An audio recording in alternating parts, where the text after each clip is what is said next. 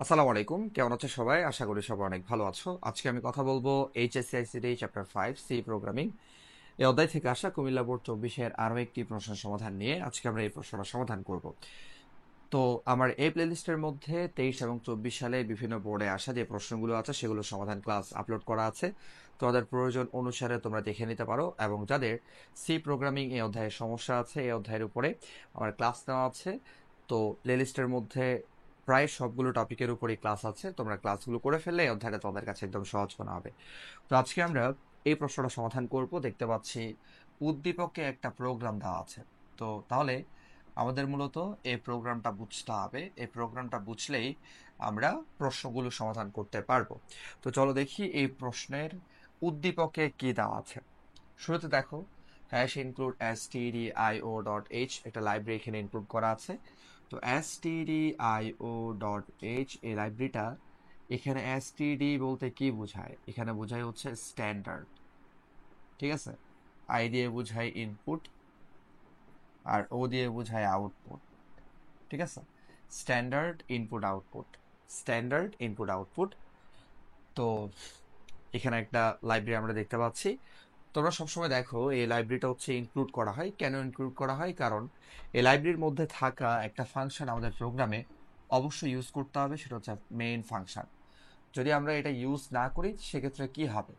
যদি আমরা এই মেইন ফাংশনটা ইউজ না করি সেক্ষেত্রে আমাদের প্রোগ্রাম কিন্তু কাজ করবে না। অর্থাৎ প্রোগ্রামের বেসিক স্ট্রাকচারের মধ্যেই কিন্তু এই ফাংশনটা আছে। তো তুমি যে ফাংশনটা নিয়ে কাজ করবা, ওই ফাংশনটা যে লাইব্রেরির অন্তর্ভুক্ত সেটাকে অবশ্যই তোমার এখানে ইনক্লুড করতে হবে। যদি তুমি সেটাকে ইনক্লুড না করো সেক্ষেত্রে তোমার প্রোগ্রামে ওই ফাংশনটা কিন্তু কাজ করবে না। ঠিক আছে, তো এই কারণে মেইন ফাংশনটা যেহেতু stdio ডট এইচ এই লাইব্রেরির অন্তর্ভুক্ত, এই কারণে এটাকে হচ্ছে আমাদের কি করতে হয়, এখানে ইনক্লুড করতে হয়, এই লাইব্রেরিটাকে ইনক্লুড করতে হয়। এরপরে হ্যাশ ইনক্লুড দিয়ে আমরা দেখতে পাচ্ছি কোনিও ডট এইচ এই লাইব্রেরি এখানে ইনক্লুড করা আছে। কেন? কারণ এই লাইব্রেরির একটা ফাংশন এখানে ইউজ করা হয়েছে, সেটা হচ্ছে গ্যাচ ফাংশন। তো গ্যাচ ফাংশনটা যেহেতু কনিও ডট এইচ এই লাইব্রেরির অন্তর্ভুক্ত, এই কারণে তোমার অবশ্যই গ্যাচ ফাংশনটা কাজ করার জন্য গ্যাচ ফাংশনের যে লাইব্রেরি সেটাকে এখানে ইনক্লুড করতে হবে, আদারওয়াইজ কিন্তু ফাংশনটা কাজ করবে না। এরপরে এখানে অবশ্যই মেন ফাংশন হবে, সেটা এখানে টাইপিং মিস্টেক দেওয়া নাই। অনেক ক্ষেত্রে তোমরা দেখবা আমাদের যে বোর্ডের প্রশ্নগুলো আছে সেই বোর্ডের প্রশ্নগুলোর ক্ষেত্রেও কিন্তু টাইপিং মিস্টেক হতে পারে। তবে তোমরা ভুলটা বুঝে নিজেদের মতো করে সেটাকে সংশোধন করে উত্তরটা করবা। মানে তোমরা কনফিউজড হবা না, যেহেতু অনেক সময় প্রশ্নের মধ্যে ভুল থাকে। তো তুমি যদি উদ্দীপক দেখো যে ভুল আছে বা প্রশ্নটা ভুল আছে, সেটা দেখে তোমার কনফিউজড হওয়ার কিছু নাই। তুমি সেটাকে হচ্ছে নিজের মতো করে বুঝে তারপর তুমি উত্তর করবা। ঠিক আছে, ওকে। যেমন আমরা দিনাজপুর বোর্ড 24-এর একটা প্রশ্ন দেখতে পাই, সেই প্রশ্নের উদ্দীপকে কিন্তু ভুল আছে, বাট আমরা যে কাজটা করব সেটাকে বুঝে সঠিকটা আমরা উত্তর করব। তো দেখো এরপরে, তো দেখতে পাচ্ছি এখানে এই যে ভ্যারিয়েবল ডিক্লারেশন লাইনের মধ্যে তিনটা ভ্যারিয়েবল আছে, একটা এন, আর একটা আই, আর একটা এস। তো তোমরা যেহেতু হচ্ছে ধারার অনেকগুলা প্রোগ্রাম দেখে আসছো, আমার আমার ক্লাস যারা করছো ধারার অনেকগুলা প্রোগ্রাম তোমরা দেখে আসছো, তোমরা জানো ধারার কাজ আমরা যখন করি তখন ধারার প্রত্যেকটা সংখ্যাকে আমরা একটা চলক দিয়ে ডিক্লেয়ার করি, এবং ধারার যদি আমরা যোগফল কিংবা গুণফল বের করি সেক্ষেত্রে সেটাকে রাখার জন্য একটা চলক আমরা ডিক্লেয়ার করি। তো এখানে মূলত আই দিয়ে ধারার প্রত্যেকটা সংখ্যাকে ডিক্লেয়ার করছে। এটা অন্য কোনো চলকও হতে পারে, A B C D E F G H whatever. এরপর যোগফলটা রাখার জন্য একটা চলক এখানে আছে, সেটা হচ্ছে অ্যাস চলক। এরপরে এখানে অ্যান চলক যেটা, সেটা হচ্ছে মূলত মানে ইউজার যে সংখ্যাটা ইনপুট দিবে সেই সংখ্যাটার জন্য ইউজার একটা সংখ্যা ইনপুট দিবে, আমাদের প্রোগ্রাম ঠিক সেই সংখ্যা পর্যন্ত কাজ করবে। ওকে, এরপরে প্রিন্ট এফ দিয়ে এই যে ইউজার যে অ্যান এর মানটা ইনপুট দিবেন, মানে ইনপুট দেওয়ার জন্য তাকে একটা মেসেজ প্রদর্শন করা হচ্ছে, enter the value of N. আপনি হচ্ছে এন এর একটা মান ইনপুট দেন, অর্থাৎ কোন সংখ্যা পর্যন্ত আপনি যোগফল কিংবা গুণফল চাচ্ছেন বা কোন সংখ্যা পর্যন্ত আপনি আউটপুট চাচ্ছেন সেটার জন্য আপনি কি করেন, একটা ইনপুট এখানে দেন। আচ্ছা, ইনপুট যেটা দেওয়া হবে, যে সংখ্যাটা দেওয়া হবে, ধরো এন এর মান হচ্ছে ইউজার এখানে ইনপুট দিল 100, তাহলে ইনপুট যেটা দেওয়া হবে সেটা হচ্ছে আমাদের প্রোগ্রাম রিসিভ করবে স্ক্যানএফ ফাংশনের সাহায্যে। ওকে, এইটুকু ক্লিয়ার। এরপরে এখানে আমরা দেখতে পাচ্ছি ফর লুপের কাজ করা হচ্ছে, এই যে ফর লুপ। তো লুপ নিয়ে যদি একটা আমি বলি, লুপের সাহায্যে মূলত আমরা কি করি? লুপ আমরা এখানে তিনটা জানি, ফর লুপ, তারপর ওয়াইল লুপ এবং ডু ওয়াইল লুপ। তো লুপের সাহায্যে আমরা মূলত কোনো একটা কাজ বারবার করি, মানে কোনো কাজ বারবার করা হয় লুপের সাহায্যে, ঠিক আছে? তো সেটা হতে পারে যোগফল বের করা, সেটা হতে পারে গুণফল বের করা, অথবা সেটা হতে পারে কোনো সংখ্যাকে আউটপুটে দেখানো, মানে অনেকগুলো সংখ্যাকে আউটপুটে দেখানো। সেটা হতে পারে হচ্ছে কোনো একটা লেখাকে অনেকবার আউটপুটে দেখানো, সেটা হতে পারে ধরো 50 বার, 100 বার, 200 বার, তোমার ইচ্ছা যত সংখ্যক একটা লেখাকে তুমি আউটপুটে দেখাতে চাচ্ছ, অথবা তুমি অনেকগুলো সংখ্যা আউটপুটে প্রদর্শন করতে চাচ্ছ। এরকম যে কাজগুলো আছে যেটা বারবার তোমার করা দরকার, তো এই টাইপের কাজগুলো আসলে আমরা লুপের সাহায্যে করি। তো ফর লুপের ক্ষেত্রে শুরুতে থাকবে ধারণা কত থেকে শুরু হচ্ছে, যেটাকে আমরা বলি ইনিশিয়ালাইজেশন, অর্থাৎ ধারাটা কত থেকে শুরু হচ্ছে। তাহলে আমরা দেখতে পাচ্ছি এই ধারাটা শুরু হচ্ছে 1 থেকে। I ইকুয়াল 1 দেওয়া আছে, মানে এই ধারাটা শুরু হচ্ছে 1 থেকে। তো আমি আমার সুবিধার জন্য এই পাশে জিনিসগুলো একটু লিখে ফেলি, ধারাটা 1 থেকে শুরু হচ্ছে। তারপরে ধারাটা কত পর্যন্ত যাবে, মানে ধারাটা কত পর্যন্ত যাবে, তো n এর যে মানটা ইনপুট দেওয়া হবে সে পর্যন্ত যাবে। তো আমি এখানে ধরলাম n এর মান কত ইনপুট দিবে সেটা তো ইউজারের উপর নির্ভর করবে। তো আমি এখানে চলকে নিচ্ছি, ধরো n এর মান, জাস্ট nটাই আমি লিখলাম। n এর মান যা ইনপুট দিবে ঠিক সে পর্যন্ত আমাদের প্রোগ্রামটা চলবে। আচ্ছা, তাহলে ধারাটা কত থেকে শুরু হচ্ছে সেটা আমি পেয়ে গেলাম। ধারাটা 1 থেকে শুরু হচ্ছে এবং ধারাটা কত পর্যন্ত চলবে, n এর মান যেটা ইনপুট দেওয়া হবে ঠিক সে পর্যন্ত চলবে। আচ্ছা, এরপরে ধারাটা কত করে বৃদ্ধি পাবে সেটাও দেওয়া আছে, ইনক্রিমেন্ট কত করে। I+=1 মানে হচ্ছে I=I+1। এটা হচ্ছে মূলত একটা অ্যাসাইনমেন্ট অপারেটর। এটা কি? এটা হচ্ছে অ্যাসাইনমেন্ট অপারেটর, মানে ধারাটা এক এক করে বৃদ্ধি পাবে। তো ফর লুপের ক্ষেত্রে একটু মনে রাখবা, ফর লুপের ক্ষেত্রে ইনিশিয়ালাইজেশন দেওয়া থাকবে, মানে ধারাটার শুরুটা দেওয়া থাকবে। তারপর ধারাটা কত পর্যন্ত যাবে সেটার কন্ডিশন দেওয়া থাকবে, মানে শর্ত দেওয়া থাকবে। তারপর ধারাটা কত করে বৃদ্ধি পাবে কিংবা কত করে কমবে সেই ইনক্রিমেন্ট কিংবা হচ্ছে ডিক্রিমেন্টটা দেওয়া থাকবে, ঠিক আছে? ওকে, এই তিনটা বিষয় মনে রাখবা, ইনিশিয়ালাইজেশন, কন্ডিশন, ইনক্রিমেন্ট কিংবা ডিক্রিমেন্ট। ওকে, তো ধারাটা 1 করে বৃদ্ধি পাবে, তাহলে 1-এর সাথে 1 যোগ করলে হবে 2, 2-এর সাথে 1 যোগ করলে হবে 3, 3-এর সাথে 1 যোগ করলে হবে 4। এভাবে করে n পর্যন্ত চলতে থাকবে আর কি, ঠিক আছে? এভাবে n পর্যন্ত চলতে থাকবে, 4 plus dot dot dot dot dot plus n। হ্যাঁ, এভাবে n পর্যন্ত চলতে থাকবে, n এর মান যেটা ইনপুট দেওয়া হবে সে পর্যন্ত চলবে। আচ্ছা, এরপর লুপ বডিতে দেখা যাচ্ছে এখানে যোগের কাজ করা হচ্ছে, s=s+i। আচ্ছা, s+i পর্যন্ত মোটামুটি আমরা বুঝছি, অর্থাৎ s এর মান, যোগফলটা যেই চলকের মধ্যে রাখা হবে তার মান শুরুতে 0 আছে, তাহলে s এর মানটা হচ্ছে 0, প্লাস i এর মান, ধারাটা 1 থেকে শুরু হচ্ছে। বিষয়টা আমি একটু এখানে তোমাদেরকে ক্লিয়ারলি দেখাই। দেখো, s=s+i, তারপরে ইনটু i+1, ঠিক আছে? ওকে, তো খেয়াল করো, এই যে s এর মানটা হচ্ছে 0, মানে যোগফলটা যেই চলকের মধ্যে রাখা হবে সেই চলকের মানটা হচ্ছে 0, শুরুতে 0ই থাকবে, কারণ শুরুতে, এই ধারার শুরুতে কোনো যোগফল নাই। তো যেহেতু ধারার শুরুতে কোনো যোগফল নাই সেক্ষেত্রে আমি 0ই ধরে নিব, আমার যোগফল কি আছে? 0 আছে। ওকে, তাহলে s এর মানটা হচ্ছে 0, প্লাস i এর মান কত? i এর মান হচ্ছে 1। i এর মান কত? i এর মান হচ্ছে 1। আচ্ছা, তো এরপরে এইটুক পর্যন্ত হলে তো ঠিক ছিল, বাট এখানে আরো কিছু বিষয় আছে না? তাহলে কি আছে দেখতে পাচ্ছি, ইনটু, এই যে দেখো আই, তাহলে আই বলতে আমি কি বোঝাচ্ছি? প্রথমবার যেহেতু আমি যোগ করতেছি, এখানে আই বলতে আমি 1কে বোঝাচ্ছি। এই যে ধারার প্রত্যেকটা সংখ্যা হচ্ছে আই, তাহলে এখানে আই এর মান 1 লিখলাম, তাহলে এখানে কি হবে? এখানে 1 হবে, প্লাস এখানে একটা 1 অলরেডি দেওয়া আছে, এই যে এটা প্রোগ্রামের মধ্যেই দেওয়া আছে। ওকে, তাহলে এখানে 1 হলো। তো অ্যাকচুয়ালি আমি এখানে কি পাচ্ছি? 0+1 ইন্টু, এখানে আমি কি পাচ্ছি? 2 পাচ্ছি। খেয়াল করবে, 1+1 = 2। তার মানে তোমার ধারাটা কেমন হচ্ছে খেয়াল করছো? এটা হচ্ছে তোমার শুরুতে যোগফল, আর এটা হচ্ছে তোমার ধারার সংখ্যাগুলো। তাহলে এই যে ইনটু i+1 এটা লিখার কারণে তোমার ধারাটা আসলে হচ্ছে এই যে এরকম ইনটু, তোমার ধারাটা আসলে এরকম হয়ে যাচ্ছে ইনটু 2। ঠিক আছে, ইনটু কি হচ্ছে 2। এরপর খেয়াল করো, তাহলে এখানে তুমি প্রথম যোগফলটা পাবা, মানে ধারার প্রথম যোগফলটা হচ্ছে তুমি এখানে পাবা। দেখো প্রথম যোগফলটা কত পাবা? প্রথম যোগফল তোমার আসবে হচ্ছে এই যে 2 এর সাথে 1 গুণ করলে হবে তোমার কত? 2। 2 এর সাথে 0 যোগ করলে হবে 2। তাহলে প্রথম যোগফল, মানে তোমার প্রথম যোগফল হচ্ছে এটা। দ্বিতীয় যোগফলটা কি আসবে? দ্বিতীয় যোগফলটা মানে ধরো 1-এর ইনক্রিমেন্ট হবে এখানে। প্রথম যোগফলটা তুমি পেয়ে গেলা, পাওয়ার পরে প্রথম যোগফল তো আর এখানে প্রিন্ট করবে না, যোগের কাজটা তো চলতে থাকবে। অর্থাৎ n এর যে মানটা ইনপুট দেওয়া হবে ঠিক সে মান পর্যন্ত যোগের কাজটা চলতে থাকবে। তাহলে প্রথম যোগফলটা হচ্ছে এই জায়গায় থেকে যাবে। এই যে প্রথম যোগফল তোমার 2 আসছে, সেটা এখানে থেকে যাবে।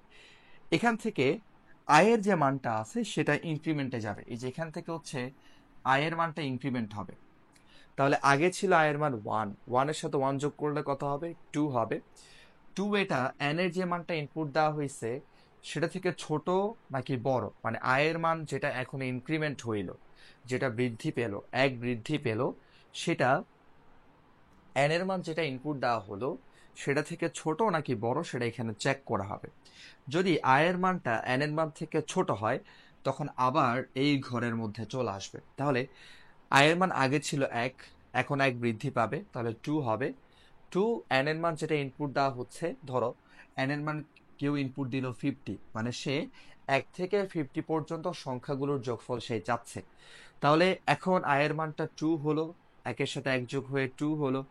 2 হচ্ছে n এর মান 50 থেকে ছোট, মানে এখানে আবার চেক করা হলো। চেক করার পরে এই যে এখানে চেক করার পরে তখন সে কোথায় আসবে? যেহেতু কন্ডিশনটা ম্যাচ করছে, আয়ের মানটা n এর মান থেকে ছোট, সে লুপ বাড়িতে আসবে। লুপ বাড়িতে আসার পরে তখন আবার যোগের কাজটা হবে। কি হবে দেখো, আমি এখানে দেখাচ্ছি, s equal s plus I into i+1। তাহলে এখন s এর মান কত হিসাব করবা? তুমি কি 0 হিসাব করবা? না, প্রথমবার 0 হিসাব করছো কারণ ধারার শুরুতে কোনো যোগফল ছিল না। ঠিক আছে, বাট এখন কিন্তু তোমার একটা যোগফল আছে, প্রথম যোগফল। সেটা কি? সেটা হচ্ছে 2। ওকে, তো তুমি এখানে 2 লিখলা প্লাস, তারপর এখানে কি দেওয়া আছে? আই দেওয়া আছে।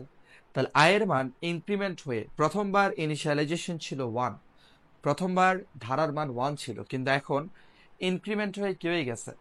2 হয়ে গেছে। এই যে এখানে এসে 2 হয়ে গেছে। তাহলে এখন আয়ের মান হচ্ছে কত? 2 ইনটু, এখানে আয়ের মান কত? 2। তাহলে 2 প্লাস 1, এক্ষেত্রে আমরা কি পাবো? 2। এই 2টা হচ্ছে আগের যোগফল, একটু মাথা রাখতে হবে।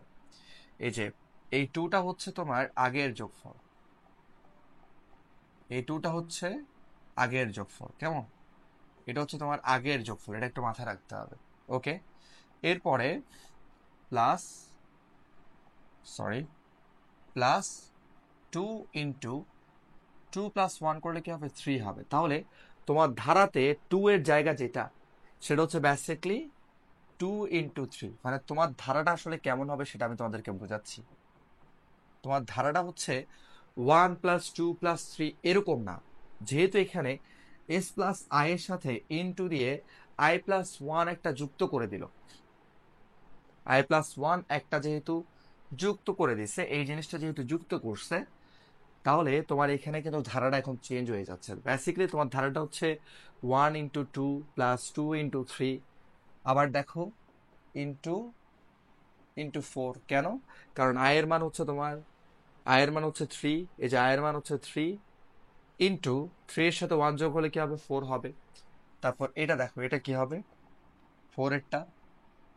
তাহলে আয়ের মান হচ্ছে 4, অলরাইট, আয়ের মান 4 ইন্টু 4 এর সাথে 1 যোগ করলে কত হবে? 5 হবে।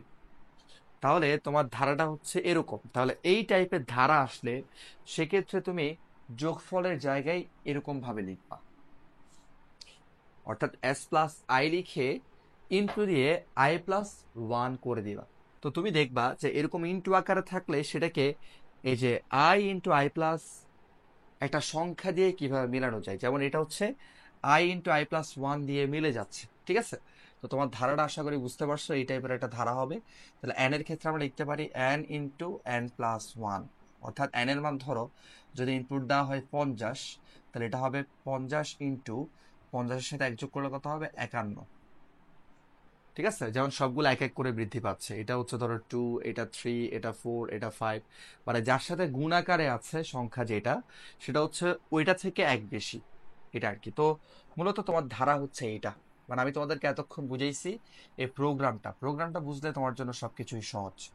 তো তোমাদেরকে যদি প্রশ্নে এরকম একটা প্রোগ্রাম না দিয়ে যদি এমন একটা উদ্দীপক দেয়, ধরো বলছে এই ধারার জন্য একটা প্রোগ্রাম করো, তাহলে তুমি কি করবা? এই যে এভাবে করেই করবা, ঠিক এখানে যেমনটা আছে এভাবে করেই তুমি প্রোগ্রামটা করবা।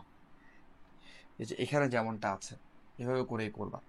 I into I plus something, মানে সংখ্যা যেটা, সেটা মানে সংখ্যা আসলে কি দিবা সেটা উদ্দীপকটা পড়েই তোমার বুঝতে হবে। ওকে, তো আমাদেরকে মূলত বলছে এই প্রশ্নটার প্রশ্নটা সমাধান করতে বলছে, এটার জন্য অ্যালগোরিদম লেখো, একদম সহজ।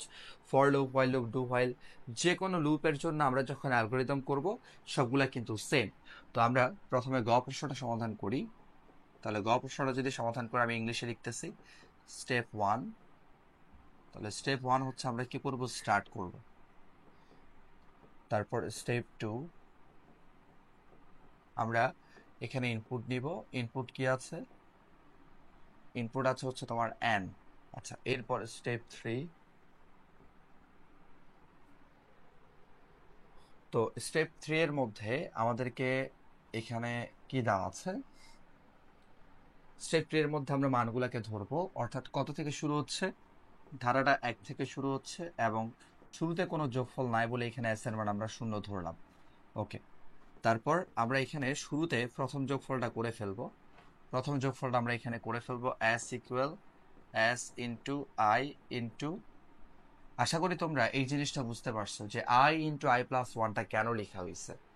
এটা আমি ব্যাখ্যা করতে গিয়ে এত কথা তোমাদেরকে বলা লাগছে, কিন্তু এটা আমি যদি প্রশ্নটা সমাধান করি, যেই প্রশ্নগুলো দেওয়া আছে সেই প্রশ্নগুলো সমাধান করলে আমাদের কিন্তু এত কথা বলতে হবে না বা প্রয়োজন নাই। বাট আমি তোমাদেরকে বলছি এই কারণেই, যাতে করে হচ্ছে তোমরা ধারাটা বুঝতে পারো। ধারাটা বুঝলে এরকম প্রশ্ন আসলে তুমি এই টাইপের প্রশ্নটা ইজিলি সমাধান করতে পারবা, বা এই জিনিসটা আসলে কি সেটা তুমি রিয়ালাইজ করতে পারবা, ঠিক আছে? ওকে, তো I into I plus one, হ্যাঁ। ওকে, তাহলে প্রথম যোগফলটা হচ্ছে আমরা এখানে বের করে ফেলবো, অর্থাৎ আই এর মান প্রথমে 1 এবং এস এর মান শুরুতে হচ্ছে কি আছে, 0 আছে। সরি ফর দ্যাট, এখানে তো প্লাস হবে, এখানে আমি ভুলে ইন্টু লিখে ফেলছি। ওকে, তো শুরুতে হচ্ছে তোমার আয়ের মানটা কত আছে, আয়ের মানটা হচ্ছে 1 এবং এস এর মানটা 0, এবং এখানে আয়ের মান 1 এর সাথে আবার 1 যোগ হয়ে 2 আসবে। তার মানে এটা এমন হবে, এটা মূলত এরকম হবে 0 প্লাস 1 ইন্টু 2 আসবে আর কি, ঠিক আছে? ওকে, তো এভাবে করে আসলে কাজটা হবে। এরপর স্টেপ, প্রথম যোগফলটা নির্ণয় করার পর আমরা এরপরে আয়ের মানটা গিয়ে ইনক্রিমেন্ট হবে, প্রথম যোগফলটা এই জায়গায় থেকে যাবে, তারপর আয়ের মানটা এখানে সে ইনক্রিমেন্ট হবে, বৃদ্ধি পাবে।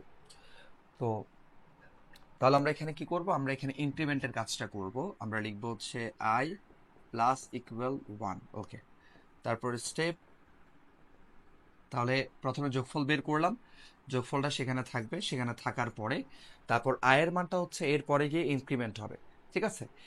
ইনক্রিমেন্ট হওয়ার পর কি হয়, এই যে প্রথম যোগফলটা বের করলাম, প্রথম যোগফলটা বের করার পর তারপরে এখানে ইনক্রিমেন্ট ডিক্রিমেন্ট হবে।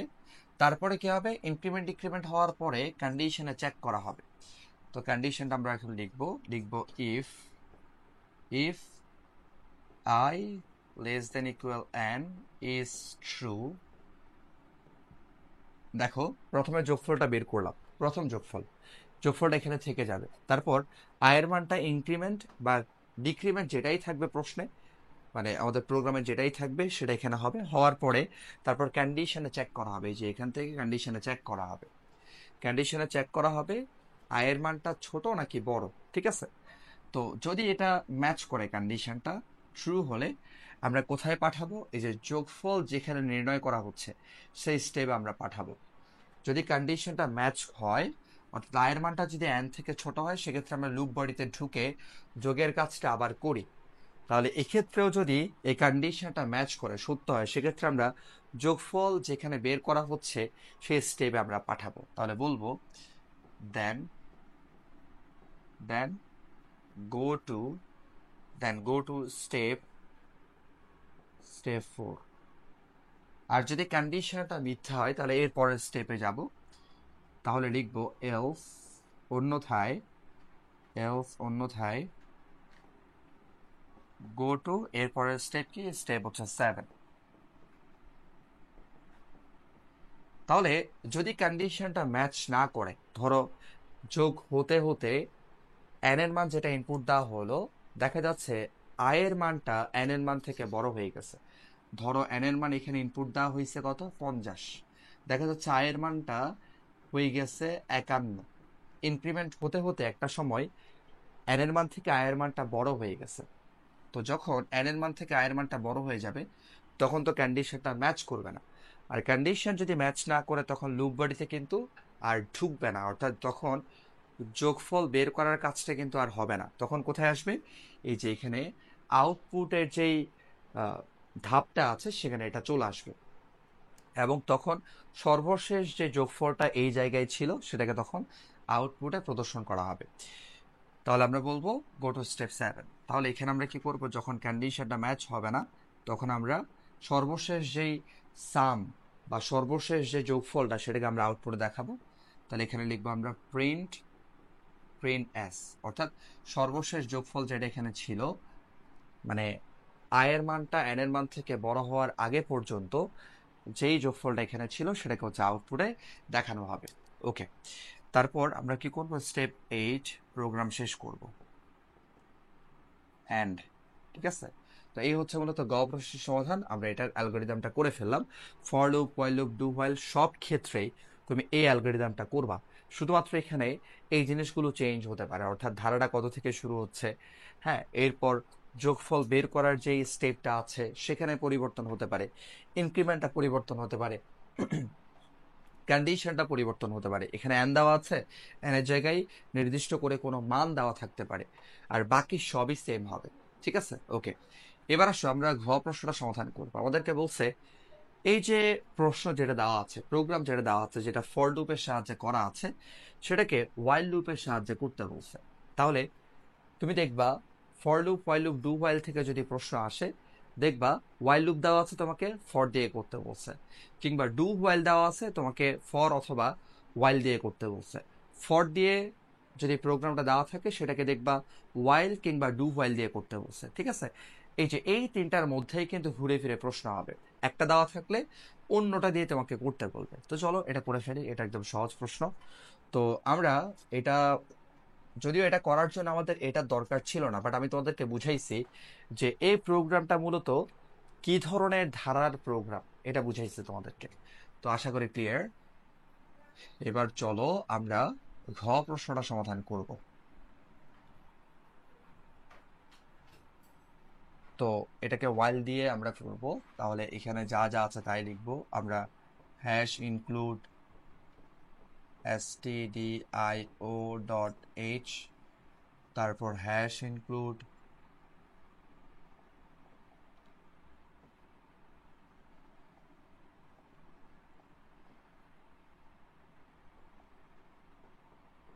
ওকে, এরপর হ্যাশ ইনক্লুড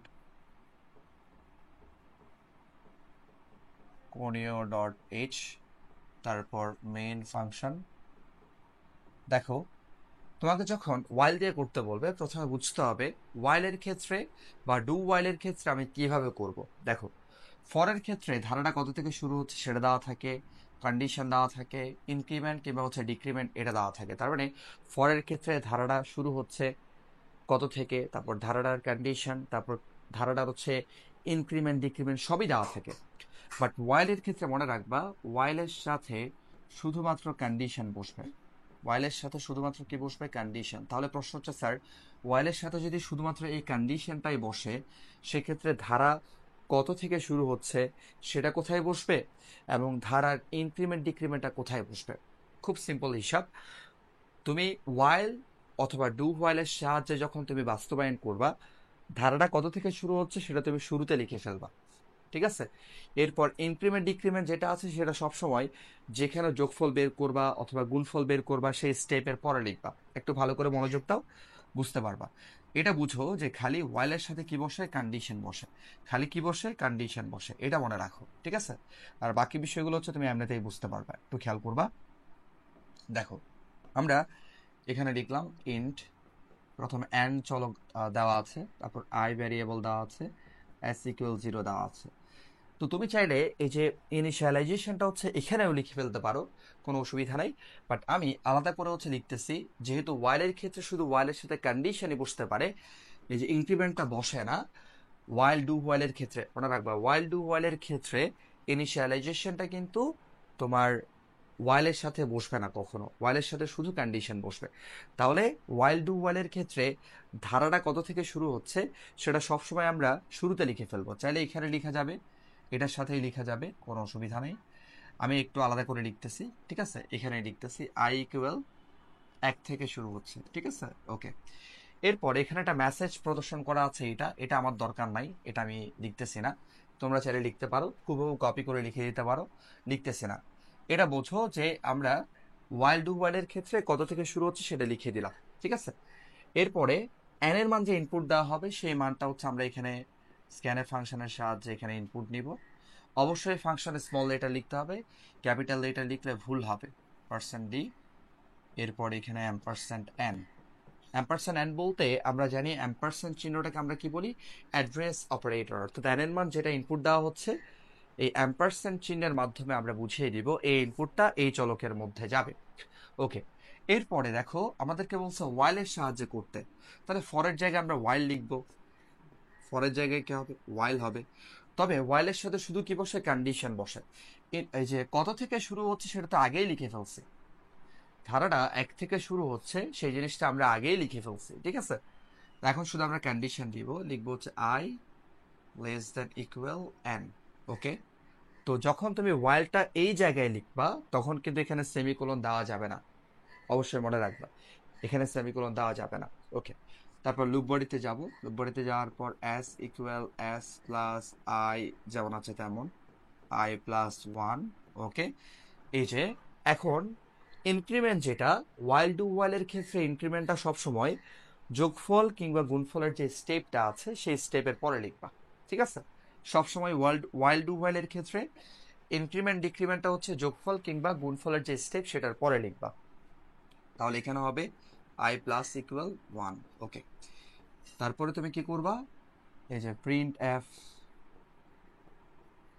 এফ ফাংশনের সাহায্যে প্রিন্ট এফ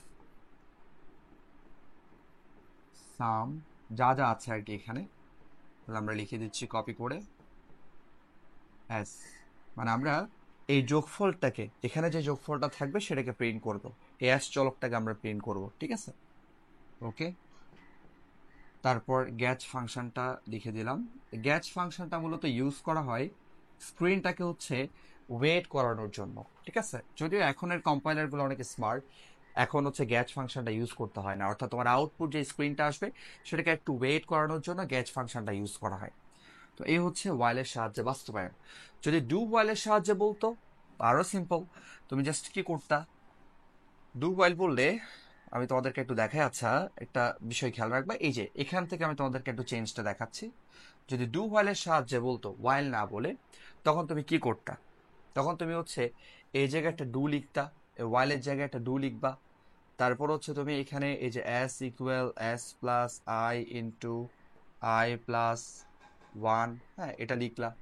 তারপর হচ্ছে তুমি এখানে ইনক্রিমেন্ট যেটা আছে সেটাও তুমি লিখলা, নো প্রবলেম। হ্যাঁ। তারপরে এই যে ওয়াইল দিয়ে যে কন্ডিশনটা, এই কন্ডিশনটা তুমি এখানে লিখবা, এই লুপ বডি এর পরে। দেখো, লুপ বডি এর পরে লিখবা কন্ডিশনটা, I less than equal N. তবে ডু ওয়াইলের ক্ষেত্রে এখানে ডু বসবে আর ওয়াইলটা হচ্ছে এখানে বসবে। ঠিক আছে? বুঝতে পারছো? তারপর এখানে হচ্ছে তোমার কি হবে, সেমিকোলন হবে। কিন্তু ওয়াইল যখন হবে তখন কিন্তু সেমিকোলন হবে না। এখানে যখন ওয়াইল বসবে তখন কিন্তু কোনো সেমিকোলন হবে না। ডু ওয়াইলের ক্ষেত্রে ডু এখানে বসবে, ওয়াইলটা লুপ বডি এর নিচে চলে আসবে, তখন কিন্তু এখানে কি হবে, সেমিকোলন হবে, ঠিক আছে, সেমিকোলন হবে। তারপর এই যে এই অংশটা মানে প্রিন্ট এফ দিয়ে যা আছে আর কি, প্রিন্ট এফ দিয়ে তারপর তোমার এখানে পার্সেন্ট ডি, হ্যাঁ, তারপর হচ্ছে তুমি কাকে কাকে প্রিন্ট করবা, এস কে প্রিন্ট করবা, বাকি যা আছে তা লিখে দিবা আর কি, ঠিক আছে। মানে এখানে যা আছে আর কি এগুলো লিখে দিবা, দ্যাটস ইট। বুঝাইতে পারছি আমি আশা করি, হ্যাঁ। ওকে, তাহলে এটা হচ্ছে ওয়াইল দিয়ে আর এটা হচ্ছে ডু ওয়াইল দিয়ে। তো আশা করি তোমাদের কাছে এই প্রশ্নের সমাধানটা ক্লিয়ার। আমি এই প্রশ্নটা একটু ডিটেল তোমাদেরকে এক্সপ্লেন করলাম এই কারণে, কারণ হচ্ছে এই ধারাটা একটু ডিফারেন্ট, মানে হচ্ছে ইউনিক টাইপের একটা প্রশ্ন আসছে। তো যদি এই ধারাটা দিয়ে দেয় তোমরা এভাবে করেই প্রোগ্রাম করবা। আশা করি তোমাদের এই প্রশ্নের সমাধানটা ক্লিয়ার। আমি চেষ্টা করলাম একদম ডিটেল এই জিনিসটা তোমাদেরকে বুঝিয়ে দেওয়ার জন্য। তো দেখা হবে পরবর্তী ক্লাসে, সে পর্যন্ত ভালো থাকো, টেক কেয়ার, আল্লাহ হাফেজ।